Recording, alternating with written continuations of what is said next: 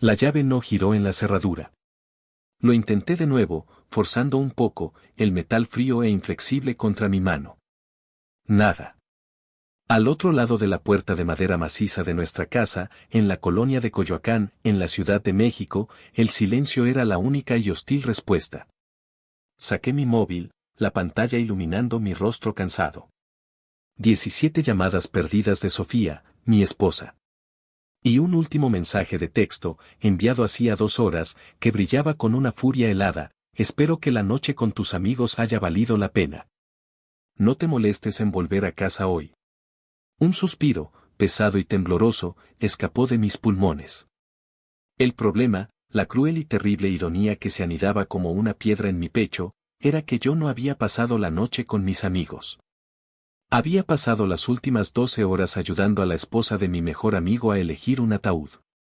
Todo comenzó aquella mañana, un viernes que prometía ser común. Estaba en mi estudio de arquitectura, finalizando el plano de un nuevo proyecto, cuando sonó mi móvil. Era Elena, la esposa de Mateo. Su voz era un hilo de sonido, quebrado por el pánico. Javier, es Mateo. Su corazón, él se ha ido. El mundo se detuvo. Mateo. Mi amigo de la infancia, mi hermano de otra madre, el padrino de mi boda. Había sufrido un infarto fulminante mientras tomaba su café por la mañana. Tenía 42 años. No recuerdo haber apagado el ordenador ni haber avisado a mi secretaria. Solo recuerdo estar en mi coche, conduciendo en un estado de shock, las calles de la Ciudad de México convirtiéndose en un borrón irreconocible. Fui directamente a su casa. Encontré a Elena en un estado de colapso, rodeada de parientes que no sabían qué hacer. Y yo, en mi propio duelo, hice lo único que podía: tomé el control. Pasé todo el día al teléfono. Llamé a la funeraria. Ayudé a elegir las flores. Llamé a los amigos y familiares de Mateo para dar la noticia más terrible que un hombre puede dar. Consolaba a su madre, una anciana que lloraba en mis brazos, llamando a su hijo. Mi móvil, que no paraba de vibrar en mi bolsillo, era un ruido lejano, una inconveniencia de un mundo que ya no importaba. Lo puse en silencio y lo olvidé. Mi único foco era la familia de mi amigo, era el dolor de Elena, era la necesidad de honrar la memoria del hombre que fue mi roca durante toda la vida. Mientras yo estaba inmerso en aquella pesadilla, el mundo de Sofía, mi esposa, continuaba. Habíamos quedado para cenar esa noche. No llamé para cancelar. No pensé en ello. Mi cerebro no tenía espacio para cenas o convenciones sociales. Solo tenía espacio para el dolor. Y Sofía, en casa, viendo mis llamadas sin respuesta, mis mensajes sin contestar, hizo lo que su inseguridad siempre la llevaba a hacer: asumió lo peor. No imaginó un accidente. No imaginó una tragedia. En su mente, la única explicación para mi silencio era una traición. Una noche de cervezas con los amigos, una escapada irresponsable, una prueba de que no me importaba a ella, ni nuestros planes. Su preocupación, como vería más tarde en sus mensajes, rápidamente se convirtió en sospecha, y la sospecha, en una ira justa y autoconcedida. Fue solo cerca de las 10 de la noche, después de que todos los arreglos iniciales se habían hecho y la casa de Mateo estaba llena de una tristeza silenciosa, que finalmente me retiré al jardín para respirar. Fue entonces cuando saqué mi móvil. La pantalla se iluminó con el torrente de su furia. Las llamadas perdidas. Los mensajes que escalaban de "¿dónde estás?", a "no te importa nada", y culminaban en la sentencia final: "no te molestes en volver a casa hoy". Estaba demasiado agotado para sentir ira. El dolor del duelo era una ola tan abrumadora que la ira de Sofía era solo una pequeña onda en la superficie. Solo quería ir a casa, a mi cama, al consuelo de mi esposa. Quería contarle lo que pasó, llorar en su hombro y escuchar que todo estaría bien, aunque sabía que no lo estaría. Conduje a casa, en piloto automático por puro agotamiento. Y encontré la puerta cerrada con llave. Parado allí, en el aire frío de la noche, con el dolor de la pérdida de mi mejor amigo y la humillación de la desconfianza de mi esposa pesando sobre mí como 2 losas de hormigón, entendí la profundidad del abismo que se había abierto entre nosotros. No me dio el beneficio de la duda. No esperó una explicación. Me juzgó y me sentenció, dejándome fuera de nuestra vida. Y yo, con el corazón partido en dos, no sabía qué herida dolía más. Lo único que sabía, con una certeza absoluta, era que no iba a tocar esa puerta. No iba a suplicar para entrar en mi propia casa. La noche sería larga, y la verdad, cuando finalmente saliera a la luz, sería una jueza implacable para ambos. La noche que pasé en un hotel impersonal a 10 manzanas de mi propia casa fue la más larga de mi vida.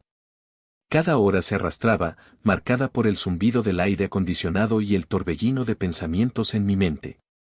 El dolor agudo de la muerte de Mateo era una herida abierta, y la acción de Sofía, en lugar de ser un bálsamo, fue como sal arrojada sobre esa herida. Su abandono en mi momento de mayor necesidad era una traición de un orden diferente, más profundo que cualquier infidelidad. Era la traición de la pareja, de él en la salud y en la enfermedad. Mi duelo ahora era doble, lloraba la pérdida de mi mejor amigo y la muerte de la confianza en mi matrimonio. A la mañana siguiente, me puse el mismo traje arrugado del día anterior y fui al funeral. Puse el móvil en modo avión. El día no era sobre mí, era sobre Mateo. Encontré a Elena, su viuda, y a sus hijos, y dediqué cada gramo de mi energía a ellos. Fui uno de los que cargaron el ataúd. Hablé durante la ceremonia, mi voz quebrada, contando historias sobre la lealtad y la bondad de mi amigo. Miré a la congregación y vi los rostros de todos nuestros amigos en común, todos compartiendo el mismo dolor. El único rostro que faltaba era el de Sofía. Nadie preguntó por ella. Quizás pensaron que estábamos peleados. La verdad era mucho peor. Mientras estaba inmerso en la ceremonia, la verdad comenzó su lento y cruel viaje hacia mi esposa. Sofía, todavía furiosa y sintiéndose la víctima, decidió, como me contaría más tarde, ir a mi oficina para enfrentarme personalmente. Llegó allí, lista para una pelea, y encontró a mi secretaria, una señora amable que me conocía desde hacía años. Necesito hablar con Javier, dijo Sofía, con voz firme. La secretaria la miró con una expresión de profunda tristeza y confusión. Señora Sofía. Javier no viene a trabajar hoy. Él está en el funeral de su mejor amigo, Mateo. La verdad, cuando golpea una mente que se ha atrincherado en la certeza del error del otro, no llega como una luz. Llega como un colapso. Sofía, parada allí en la recepción de mi oficina, sintió como el suelo de su ira justa se desmoronaba. Cada mensaje de odio que me envió, cada llamada sin respuesta que interpretó como desprecio, cada ladrillo de la muralla que construyó la noche anterior fue recontextualizado. No era la esposa a la que le habían faltado el respeto. Era la verdugo que pateó a un hombre que ya estaba en el suelo. Su arrepentimiento, como su ira, fue inmediato y abrumador. Intentó llamarme, decenas de veces. Mi móvil, en modo avión, permaneció en silencio en mi bolsillo, mientras yo consolaba a la madre de Mateo. Su incapacidad para contactarme, para disculparse, para revertir el daño, la sumió en un pánico que era solo un eco del dolor que sentí la noche anterior. Fue solo al final de la tarde, después del entierro, sentado en mi coche en el aparcamiento del cementerio, que finalmente encendí el móvil. La avalancha de notificaciones casi bloqueó el dispositivo. Decenas de llamadas perdidas.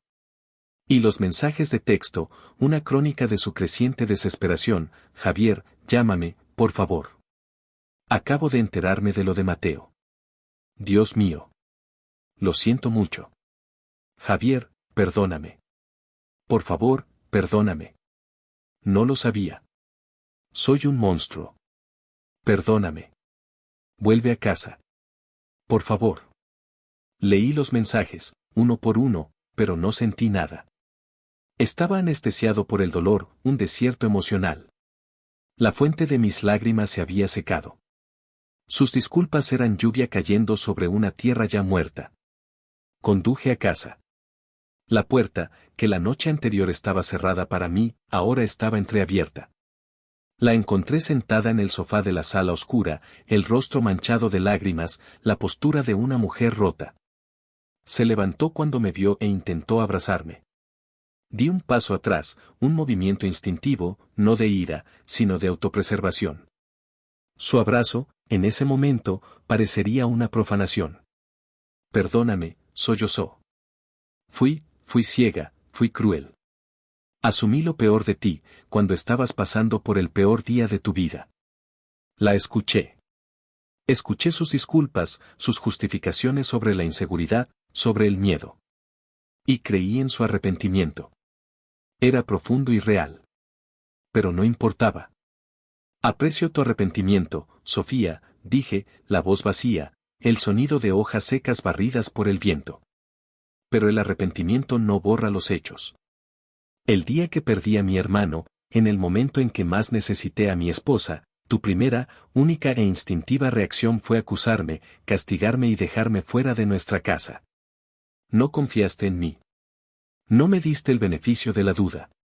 La miré fijamente, y ella vio en mis ojos que algo fundamental se había roto. Un matrimonio sin confianza, Sofía, no es un matrimonio. Es solo un acuerdo. Pasé a su lado, mientras ella lloraba silenciosamente, y fui a la habitación de invitados. Cerré la puerta. Te perdono, dije a través de la madera. Pero no sé si puedo olvidar. Y no sé cómo se reconstruye algo que se ha convertido en polvo. La verdad había salido a la luz. Y, con ella, la constatación de que su arrepentimiento, por muy profundo que fuera, quizás había llegado demasiado tarde. Los días que siguieron al funeral de Mateo se vivieron en una niebla de dolor y formalidad. Me mudé a la habitación de invitados de nuestra casa en Coyoacán. El espacio entre nuestra habitación y la mía se convirtió en una frontera, una tierra de nadie cargada de palabras no dichas. Sofía intentaba, desesperadamente, construir un puente sobre ese abismo. Pero cada intento suyo era un recordatorio de la demolición que ella misma había causado. Empezó a desempeñar el papel de la esposa perfecta con un fervor casi febril. Se despertaba temprano para prepararme mi desayuno favorito. Dejaba notas de disculpa en mi maletín de trabajo. Preguntaba por mi día con un interés que rayaba en el interrogatorio. Pero sus acciones, nacidas del arrepentimiento, no me alcanzaban. Eran como tiritas aplicadas sobre una herida interna, incapaces de detener la hemorragia de la confianza perdida. Yo era educado, pero distante. Mi dolor por mi amigo era un capullo, y la verdad es que, dentro de él, me sentía más seguro lejos de ella. Mi enfoque se volcó por completo en la familia de Mateo. Pasaba mis tardes en casa de Elena, su viuda, ayudando con las cosas prácticas que un hombre recién fallecido deja atrás. Arreglaba un grifo que goteaba, ayudaba a su hijo con los deberes, o simplemente me sentaba con ella en la cocina, en silencio, mientras ella lloraba. No lo hacía para huir de Sofía, lo hacía para honrar la memoria de mi amigo, para ser el pilar que él habría sido para mí. Pero sabía cómo Sofía veía mis ausencias. Una noche, cuando llegué tarde, me enfrentó, la voz llena de un dolor celoso. Pasas más tiempo consolando a Elena que viviendo en tu propia casa. La acusación de ella, tan egoísta y ciega a la profundidad de mi duelo, fue lo que me hizo darme cuenta de que estábamos en planetas diferentes. Elena perdió a su marido, Sofía, dije, con la voz cansada. Yo perdí a mi mejor amigo. Y tú estabas ocupada cambiando las cerraduras. La conversación final tuvo lugar una semana después. Me esperó en la sala, con el rostro determinado de quien ha ensayado un discurso. Javier, ¿hasta cuándo vamos a vivir así?, empezó. Sé que me equivoqué. Cometí el peor error de mi vida. Ya te he pedido perdón 1000 veces. ¿Qué más necesito hacer para que las cosas vuelvan a la normalidad? La miré, a la mujer con la que había construido una vida, y sentí una tristeza profunda. El problema no es el perdón, Sofía. Te perdoné en el momento en que entendí la profundidad de tu arrepentimiento, dije, y era verdad. El problema es la confianza. La confianza es el cimiento de un matrimonio. Es la creencia ciega de que la persona a tu lado, en tu peor día, te tenderá la mano y no te dará la espalda. Me levanté y caminé por la sala, tocando los objetos que componían nuestra historia. Lo que hiciste esa noche, no fue una grieta en la pared, Sofía. Fue un terremoto. demoliste el cimiento. Y yo, como arquitecto, te puedo decir con certeza, no se construye un edificio seguro sobre una ruina. Las lágrimas rodaron por su rostro. ¿Entonces qué hacemos? ¿Nos rendimos? No lo sé, admití, la honestidad doliéndome. Pero sé que no podemos seguir así. Necesito espacio, Sofía. Un espacio de verdad, no solo una habitación diferente. Necesito estar solo para vivir mi duelo, por Mateo. Y para entender qué quedó de nosotros, si es que quedó algo. Voy a buscar un apartamento para alquilar, continué, la decisión solidificándose mientras hablaba. Vamos a separarnos por un tiempo. Sin abogados, sin peleas. Solo, distancia. Y luego, en unos meses, con la cabeza más fría, decidiremos si todavía hay algo que valga la pena salvar. Ella lloró, suplicó que me quedara, dijo que la distancia sería el fin definitivo. Pero mi decisión estaba tomada.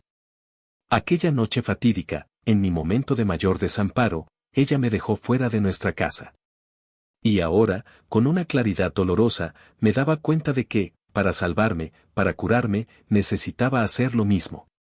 Necesitaba cerrar la puerta de ese matrimonio, aunque fuera temporalmente, para ver si todavía podía encontrar el camino de vuelta a mí mismo. Mudarme de la casa que diseñé y construí fue como realizarme una amputación en mi propia alma. El proceso fue sombrío y silencioso. Sofía observó todo, una espectadora fantasmal en su propia casa, los ojos rojos e hinchados. No intercambiamos acusaciones, solo la información logística necesaria. Cada caja que me llevaba, mis libros, mi ropa, mis herramientas de dibujo, parecía arrancar un pedazo de nuestra historia compartida. Encontré un apartamento pequeño y amueblado en la colonia del Valle. Era un espacio impersonal, con paredes blancas y muebles genéricos. Era el escenario perfecto para mi exilio. La primera noche solo fue la más larga de mi vida. El silencio no era pacífico, era un ruido blanco que amplificaba el dolor de mi doble duelo. La ausencia de Mateo en el mundo era un agujero negro en mi pecho, y la ausencia de confianza en mi matrimonio era el vacío que me rodeaba. Por primera vez, estaba verdadera y absolutamente solo. Los meses que siguieron fueron una peregrinación lenta de vuelta a mí mismo. Me sumergí en el trabajo como un náufrago se aferra a un resto de naufragio. La lógica de la arquitectura, la precisión de las líneas y los ángulos, era un contrapunto bienvenido al caos de mis emociones. Diseñar espacios para que otras personas vivieran me dio un sentido de propósito, aunque mi propio espacio vital pareciera temporal y sin alma. Dediqué mi tiempo libre a honrar la memoria de Mateo. Continué visitando a Elena y a sus hijos, no por obligación, sino por necesidad. Eran mi último vínculo con él. Ayudé a su hijo a construir una maqueta para la escuela, le enseñé a su hija a andar en bicicleta. En esos momentos de dolorosa normalidad, encontraba un alivio temporal. Elena, en su propio viaje de duelo, se convirtió en una confidente silenciosa. Compartíamos una pérdida, y esa comunión en el dolor creó un lazo de amistad profundo y respetuoso. El contacto con Sofía era mínimo. Intercambiábamos mensajes de texto cortos y funcionales sobre cuentas que pagar o la necesidad de arreglar algo en la casa. Un día, nos encontramos por casualidad en un supermercado. Fue un encuentro extraño e incómodo. Parecía más delgada, el rostro demacrado. La ira que había demostrado al principio había sido reemplazada por una tristeza palpable. Intercambiamos un "¿cómo estás?", que ninguno de los dos respondió de verdad, y seguimos nuestros caminos por pasillos diferentes. Verla así no me trajo satisfacción. Solo trajo la confirmación de la vastedad de nuestra pérdida mutua. El punto de inflexión para mí llegó una tarde, unos 3 meses después de mi partida. Estaba en casa de Elena, ayudándola a organizar la biblioteca de Mateo. Encontramos una caja de fotos antiguas, de nuestra adolescencia.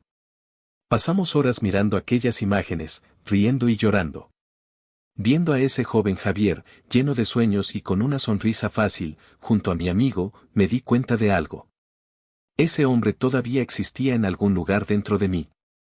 Había sido sepultado por el peso de un duelo y por el polvo de un matrimonio en ruinas, pero no estaba muerto.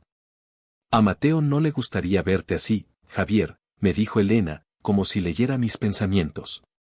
Él querría que volvieras a diseñar tu propia vida, no solo la de tus clientes. Sus palabras me golpearon con fuerza.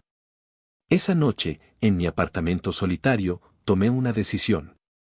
El duelo por Mateo sería eterno, pero la parálisis, no, y el limbo de mi matrimonio con Sofía necesitaba una resolución. No podía vivir para siempre en ese tiempo que yo mismo había impuesto. 6 meses después de mi partida, me sentía un hombre diferente. El dolor todavía estaba allí, pero ya no me definía. Tenía mi propio apartamento, mi rutina y un nuevo sentido de paz. Era hora de cerrar el capítulo. Tomé el teléfono y llamé a Sofía. Necesitamos hablar, le dije, cuando respondió. Nos encontramos en un café, en territorio neutro. Ella estaba nerviosa. Yo estaba tranquilo. La dinámica de poder se había invertido completamente desde nuestra última conversación real. Nuestro tiempo se ha acabado, Sofía, comencé, yendo directo al grano. He pasado los últimos 6 meses viviendo mi duelo y pensando en nosotros. Y he tomado una decisión. Ella guardó silencio al otro lado de la mesa, esperando la sentencia. Y yo, por primera vez desde la muerte de Mateo, no sentí el peso abrumador de esa decisión. Solo sentí la ligereza de la claridad. El exilio, la soledad, el dolor, todo aquello me había enseñado a vivir solo. Y ahora, necesitaba decidir si todavía quería, o si todavía necesitaba, volver a la casa que una vez fue nuestra. El café entre nosotros se enfriaba, una metáfora perfecta de lo que quedaba de nuestro matrimonio. Sofía me miraba desde el otro lado de la mesa, los ojos llenos de una esperanza frágil y asustada, aguardando mi veredicto. Yo, por primera vez en nuestra relación, tenía todo el poder, pero no sentía ningún placer en ello. Solo sentía el peso de una triste responsabilidad. Javier, por favor, susurró ella, la voz quebrándose. Sé que lo que hice fue imperdonable. Pero la gente comete errores. Yo cometí un error. He pasado los últimos 6 meses reviviendo esa noche, odiándome a mí misma. Pero también me di cuenta de que no sé vivir sin ti. Te amo. Podemos reconstruir. Te juro que puedo ser la mujer que te mereces. Sus palabras eran sinceras. Veía en sus ojos el arrepentimiento genuino. Y una parte de mí, el hombre que pasó una década construyendo una vida con ella, quiso creer. Quiso ceder, borrar los últimos 6 meses y volver a la familiaridad de nuestra casa. Pero el hombre que estaba sentado en ese café no era el mismo que había sido dejado fuera. El exilio me cambió. El dolor me reconstruyó. Te creo, Sofía, dije, y la sorpresa en su rostro fue evidente. Creo que tu arrepentimiento es real. Y creo que me amas, a tu manera. Y yo también te amé. Durante mucho tiempo, fuiste mi mundo, el plano de todos mis sueños. Vi la esperanza florecer en su rostro. Y supe que necesitaba cortarla de raíz, con la precisión de un cirujano. Pero el hombre que te amaba de esa manera, el hombre que confiaba en ti ciegamente, murió la misma noche que Mateo. Y el hombre que soy hoy, el que sobrevivió, no puede olvidar. Ya no puede confiar. Me incliné hacia adelante, mi voz baja, pero cada palabra pesando una tonelada. Intenta entender esto desde mi punto de vista, como arquitecto. Nuestro matrimonio era un puente, uno que construimos juntos durante años, viga por viga, pilar por pilar. Con un solo acto de desconfianza, en el momento más crítico de mi vida, no causaste una grieta. Dinamitaste uno de los pilares de soporte. El puente no se derrumbó de golpe, pero la integridad de la estructura quedó comprometida para siempre. Y no puedo pasar el resto de mi vida con miedo de que, en la próxima tormenta, todo se venga abajo. Las lágrimas que ella contenía finalmente rodaron, silenciosas. No discutió. Entendió la metáfora. Entendió que era el fin. Entonces, ¿eso es todo?, preguntó. Ya no puedo ser tu marido, Sofía, dije, la frase sonando como un veredicto final. Pero no necesito ser tu enemigo. Compartimos una historia. Una larga historia. propongo un divorcio amistoso. Sin peleas, sin abogados codiciosos poniéndonos en contra. Solo una separación limpia y respetuosa. Y en el futuro, quién sabe, cuando las heridas cicatricen, quizás podamos ser amigos. La oferta de amistad, la ausencia de odio en mi voz, pareció herirla más que cualquier acusación. Ella solo asintió, incapaz de hablar. Pagamos la cuenta y salimos del café. En la acera soleada de la Ciudad de México, nos detuvimos un momento, dos extraños que conocían cada secreto del otro. Adiós, Javier, dijo ella. Adiós, Sofía. Ella se dio la vuelta y caminó en una dirección. Yo me di la vuelta y caminé en la otra. Mientras caminaba por las calles de la Colonia del Valle hacia mi apartamento, reflexioné sobre lo que acababa de suceder. Había perdonado a Sofía, sí. Pero el perdón, entendí, es un acto que haces por ti mismo, para liberarte del peso del resentimiento. No obliga a una reconciliación.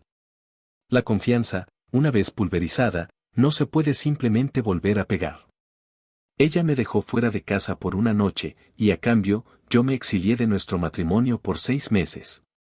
Y en ese exilio, no encontré el camino de vuelta a ella. Encontré el camino de vuelta a mí. Al decir adiós a Sofía, no estaba cerrando una puerta, sino finalmente cruzando una. La puerta que me sacaba definitivamente de la ruina y me llevaba a mi propio terreno. Un terreno limpio, sólido y listo para que yo, el arquitecto, pudiera comenzar una nueva y cuidadosa construcción. Esta vez, una que sería erigida solo por mí y para mí.